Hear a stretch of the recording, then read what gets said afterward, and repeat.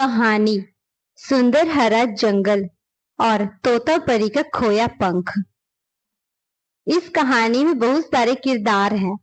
Kakki the narrator, Rohan 20 साल का बहादुर और समझदार लड़का, रिया 6 साल की रोहन की छोटी बहन, बहुत होशियार और दयालु, दादाजी गांव के बुजुर्ग जो बच्चों को कहानी सुनाते हैं, तोता परी सुनहरे जंगल की रक्षक, एक जादुई परी, गुण घड़ियाल कहानी का लालची और दुष्ट मगरमच्छ, बंदर राज जंगल का शरारती लेकिन दिल का अच्छा बंदर, बुढ़ा बरगद जंगल का सबसे पुराना और ज्ञानी पेड़। कक्की, नमस्ते मेरे प्यारे बच्चों, आगे सब मुझे पता था कक्की के कहानी के हीरो हीरोइन आ ही जाएंगे। चलो अब सब अपनी आंखें धीरे धीरे बंद कर लो और मेरे साथ चलो एक बहुत दूर जादुई दुनिया के सफर पर। बहुत पुरानी बात है, पहाड़ों के नीचे एक गांव था, सोन नदी गांव, और उस गांव के ठीक किनारे से शुरू होता था एक बहुत बड़ा घना जंगल जिसका नाम था सुनहरा जंगल। पता है उसे जंगल सुनहरे क्यों कहते थे?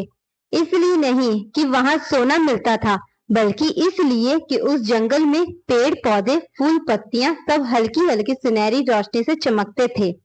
उस गांव में इस बार गर्मियों की छुट्टियों में 2 बच्चे आए थे, रोहन और रिया।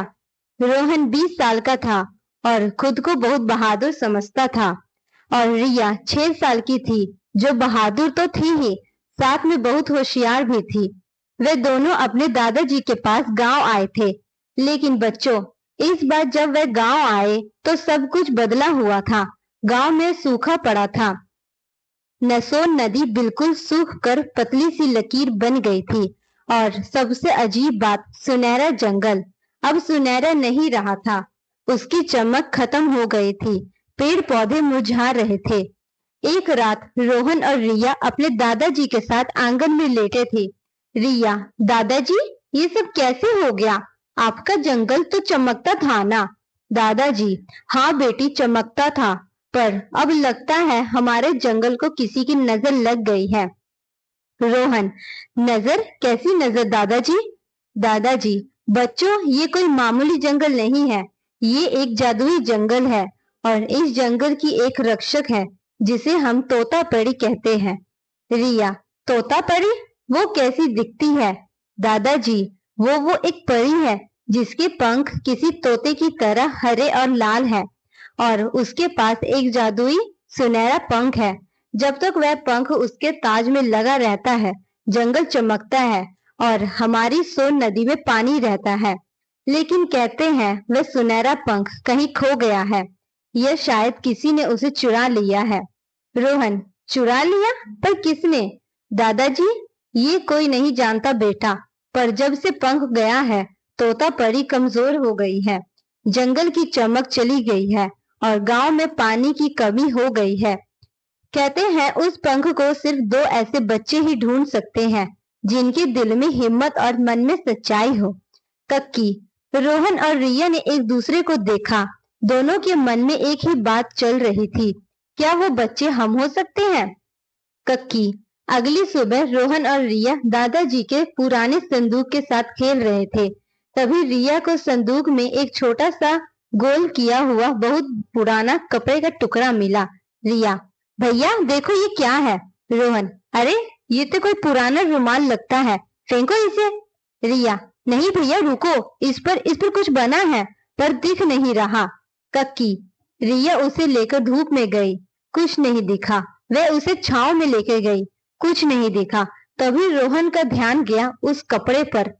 पानी की कुछ बूंदें गिरी थी जो उसने हाथ धोते वक्त छिड़का दिया था, और जहां जहां पानी लगा वहां नीले रंग की लकीर चमक उठी। रोहन, रिया, ये तो नक्शा है, ये पानी से दिखता है। कक्की, दोनों ने जल्दी से उस कपड़े को पानी के नीचे भिगोया, और सच में उस पर एक नक्शा उभर आया। वह नक्शा सुनहरे जंगल का था। उस नक्शे में एक रास्ता बना था जो नदी के किनारे से शुरू होकर जंगल के बीचों बीच रुक जा रखती थी तक जाता था, और गुफा के ऊपर एक पंख का निशान बना था। रिया, भैया ये वही पंख है ना, हमें तोता परी का नक्शा मिल गया। रोहन, हाँ रिया, दादाजी कह रहे थे ना, हिम्मत और सच्चाई। हम जाएंगे, हम उस पंख को ढूंढ कर लाएंगे और जंगल के फिर से सुनहरा बनाएंगे। कक्की, दोनों बच्चों ने फैसला कर लिया। उन्होंने चुपके से एक थैले में कुछ रोटियां, गुड़ और पानी की बोतल रख ली। रोहन ने अपनी गुलेल भी रख ली और अगली सुबह सूरज उगने से ठीक पहले वो दोनों चुपके से घर से निकल पड़े, सुनहरे जंगल के उस रोमांचक सफर पर। कक्की, जैसे ही रोहन और रिया जंगल के अंदर घुसे, उन्हें लगा वो किसी और ही दुनिया में आ गए हो। पेड़ बहुत ऊंचे ऊंचे थे, अजीब अजीब रंगों के फूल खिले थे, हवा में धीमी सी उदासी थी, धुंध सी। नक्शे के हिसाब से उन्हें पहले बोलती नदी को पार करना था। वे चलते गए और आखिरकार एक नदी के पास पहुंचे। नदी सूखी तो थी, पर उसका पानी बहुत अजीब गाढ़ा और मटमैला हो रहा था और उसे पानी पार करके लिए कोई पुल भी नहीं था। रोहन, अब क्या करे, नक्शे में तो यही रास्ता है। रिया, भैया इसका नाम बोलती नदी क्यों है? कक्की, जैसे ही रिया ने ये कहा, नदी के पानी में से एक भारी गूंजती हुई आवाज आई। नदी की आवाज, कौन हो तुम बच्चे, मेरे पानी को क्यों परेशान कर रहे हो?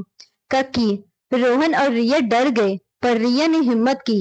रिया, हम बोलती नदी हैं, हम तोता परी की मदद करने जा रहे हैं, हमें हमें रास्ता दीजिए। नदी की आवाज, रास्ता? रास्ता चाहिए तो मेरी एक पहेली का जवाब दो।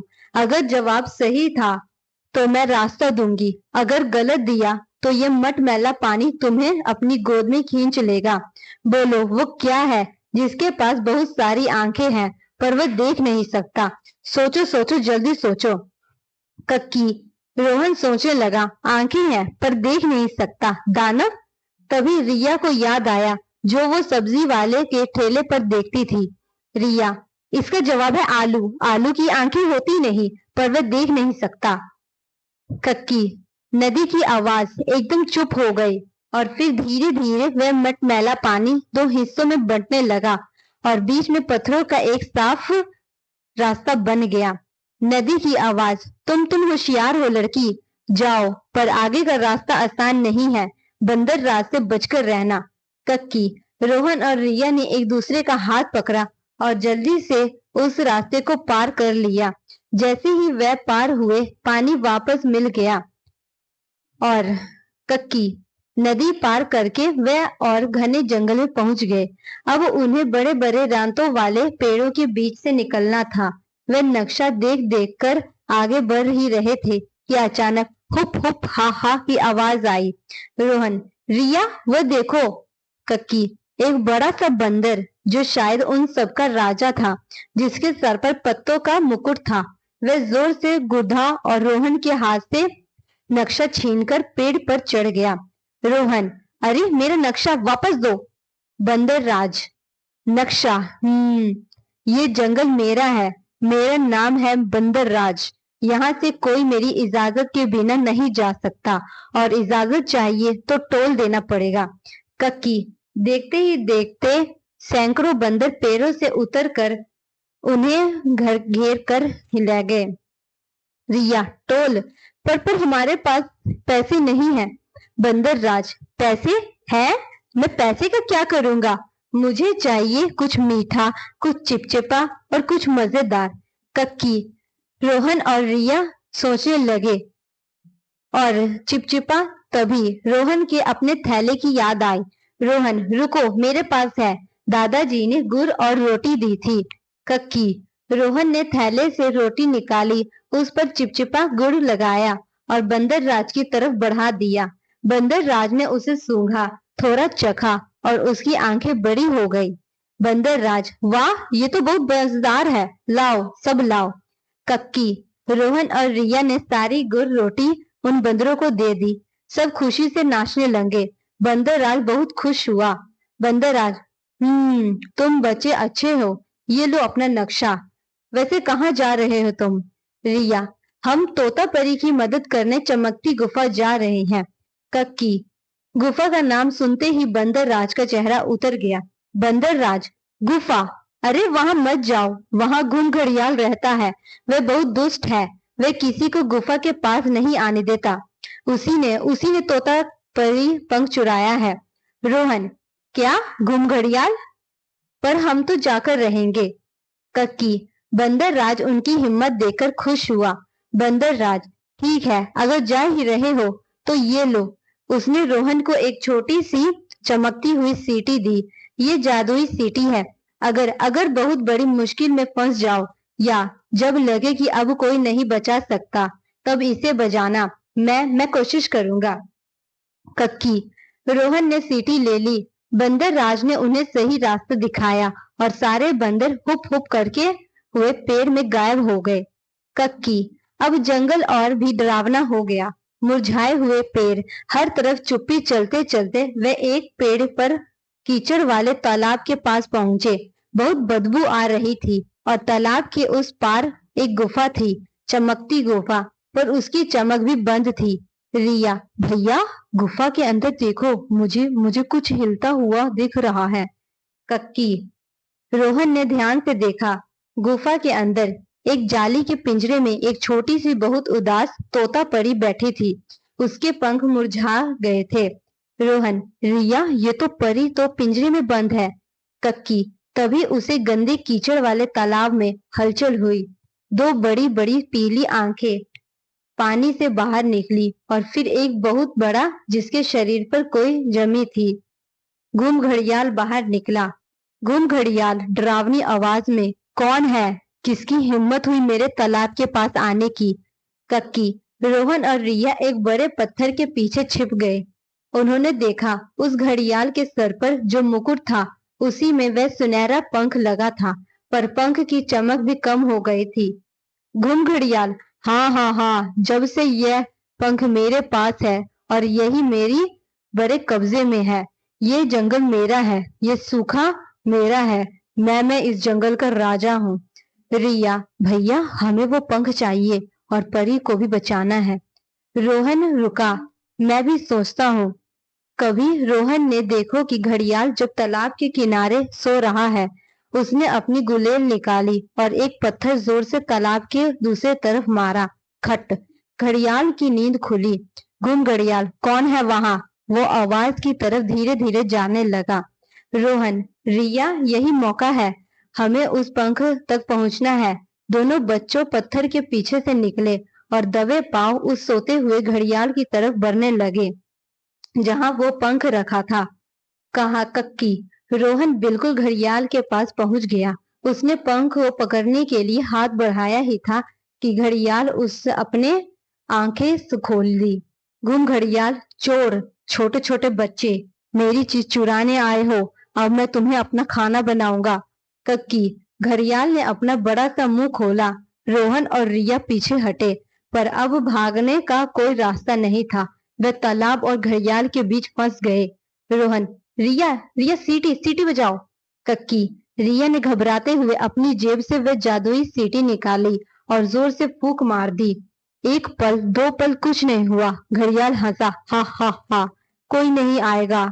कक्की, वह जैसे ही आगे बढ़ा, पेड़ों के ऊपर से हुप हुप हुप की आवाज आने लगी। बंदर राज और उसकी पूरी सेना। बंदर राज, आक्रमण, मेरे दोस्तों को छोड़ दो, मोटे घड़ियाल।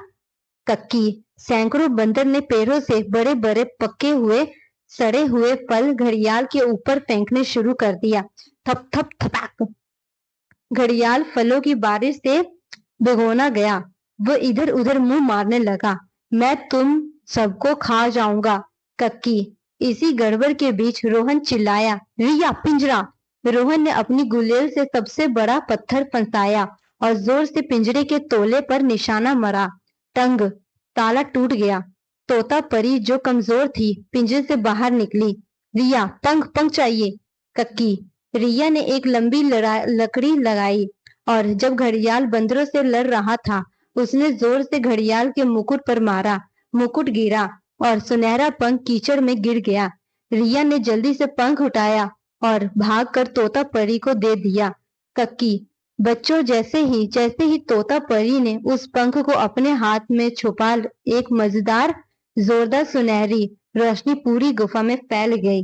तोता परी जो मुस्कुराई थी, एकदम से बड़ी और शक्तिशाली हो बन गई और उसके पंख चमकने लगे। तोता परी, बहुत हो गया घुमघड़ियाल, अब मेरे जंगल को छोड़ने का समय आ गया है। कक्की, तोता परी ने अपना पंख हवा में घुमाया। गुफा के अंदर एक तेज पानी का भवंडर बन गया। उस भवंडर ने घुमघड़ियाल को अपनी तरफ खींचा और गड़ कर उसे एक अंधेरी सुरंग में बहुत दूर बहा कर ले गया। बंदर राज और सारे बंदर खुशी से नाचने लगे। तोता परी मुस्कुराती हुई रोहन और रिया के पास आई। तोता परी, दो बहादुर बच्चे, तुम्हारी दिल की सच्चाई और तुम्हारी हिम्मत ने आज इस जंगल को बचा लिया। तुमने अपने परिवार गांव के लिए ये किया। कक्की, तोता परी ने अपना पंख हवा में लहराया। एक बड़ा सा नरम बादल नीचे आया, जिस पर रोहन, रिया और सारे बंदर बैठ गए। बंदर उन्हें उड़ाकर जंगल के ऊपर ले गया। तोता परी जंगल के ऊपर उड़ी और उसने अपना सुनहरा पंख लहराया और आसमान से सुनहरी बूंदें गिरने लगी। जादुई बारिश, जैसे ही वह बारिश मुरझाई पेड़ों पर पड़ी, वे फिर से हरे भरे होने लगे। उन पर सुनहरी चमक वापस आ गई। सोन नदी में फिर से पानी भर गया। पूरा जंगल फिर से सुनहरा बन गया। कक्की, तोता परी ने रोहन और रिया को अपने घर में आंगन में आराम से उतार दिया। जब दादाजी ने बाहर आकर बारिश और चमकते हरे भरे देखा और फिर रोहन रिया के कपड़ों पर लगा कीचड़ देखा, तो वह सब कुछ समझ गए। उन्होंने कुछ नहीं कहा, बस दोनों को गले लगा लिया। तो मेरे प्यारे बच्चों, देखो आपने, कभी कभी जब बड़े बड़े लोग हिम्मत हार जाते हैं, तब दो छोटे बच्चे की हिम्मत और परिवार के लिए उनका प्यार सब कुछ ठीक कर देता है। आप सब भी रोहन और रिया जैसे ही बहादुर और होशियार हैं। चलिए अब काकी के बहादुर हीरो हीरोइन आंखें बंद ही रहेंगे।